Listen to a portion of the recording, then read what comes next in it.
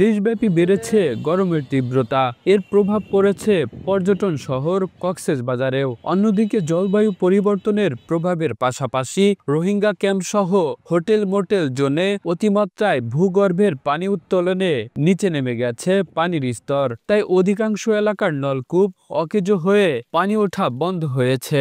এতে বিশেষ করে কক্সবাজার শহরের গোদারপাড়া, টেকপাড়া, নূরপাড়া, সমিতিপাড়া, নুনিয়াছড়া, মহাজের পাড়া ও মাঝিরঘাট সহ বিভিন্ন এলাকায় চলছে সুপেয় পানির তীব্র সংকট। গুটি কয়েক নলকূপ চলতে থাকলেও লবণাক্ততার জন্য গৃহস্থালির কাজেও ব্যবহার করা যাচ্ছে না দুর্গন্ধ ও ময়লাযুক্ত পানি। তাই বিভিন্ন জায়গায় গিয়ে কলসি ও বোতল নিয়ে পানি সংগ্রহ করছে ভুক্তভোগীরা। আমরা তো বেশি পানির সংকটে আছি, পুরো এলাকার মানুষ সবাই তো কষ্ট পাচ্ছি অনেক দিন ধরে। সেই জন্য আমাদের একটা ভালো পানি, সুপেয় পানির দরকার।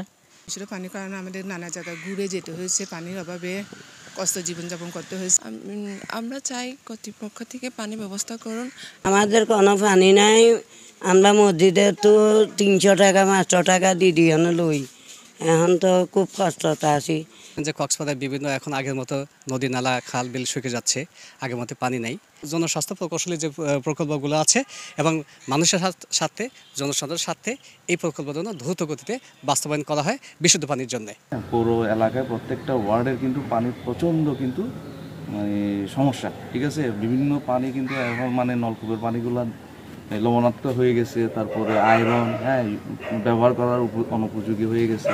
তবে এই সংকট নিরসনে ঝিলংজায় 2020 সালে শুরু হওয়া প্রায় 150 কোটি টাকার ভূ-উপরস্থ পানি শোধনাগার প্রকল্প চলতি বছরের জুন-ডিসেম্বর নাগাদ এই প্রকল্পের সুবিধা ভোগ করা যেতে পারে বলে জানান এই কর্মকর্তা। ওয়াটার ট্রিটমেন্ট করে পৌরবাসীকে পানি সরবরাহ করা হবে এবং এখানে আনুমানিক 1,80,000 পৌরবাসী সুবিধা পাবেন। এবং যারা ট্যুরিস্ট আসেন, এখানে জানেন কক্সবাজার ট্যুরিস্ট এলে প্রতি বছর অনেক ট্যুরিস্ট আসেন এবং ট্যুরিস্টরাও এই সুবিধা হতে হবে, কারণ আমরা এই পানির সংযোগ সারফেস ওয়াটার ট্রিটমেন্ট প্ল্যান্ট করে আমরা হোটেল মোটেল জোনে সকল হোটেলেই প্রায় 70% থেকে 80% হোটেলেই কাভারেজ আমরা দিব। পানির সরবরাহ জটিলতাগুলো ছিল, বিদ্যুৎ সংযোগ বিষয় ছিল, বিদ্যুৎ সংযোগ হয়ে গেছে, এখন ট্রায়াল রান চলছে এবং হাউস কানেকশনও শুরু হয়েছে।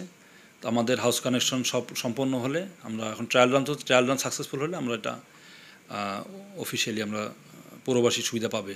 অন্যদিকে পানি শোধনাগার প্রকল্পের মাধ্যমে আগে শহরবাসীকে পানি সরবরাহ করা হোক, পরে হোটেল মোটেল জোনে। এছাড়া প্রকৃতি ধ্বংসের কারণে পানির স্তর দিন দিন নিচে নেমে যাচ্ছে বলেও মন্তব্য করেন তিনি। কক্সবাজারের বেশ কটি ওয়ার্ডের প্রতিটা ঘরে ঘরে এখন লবণাক্ত পানি ছাড়া বিশুদ্ধ কোনো পানি নাই।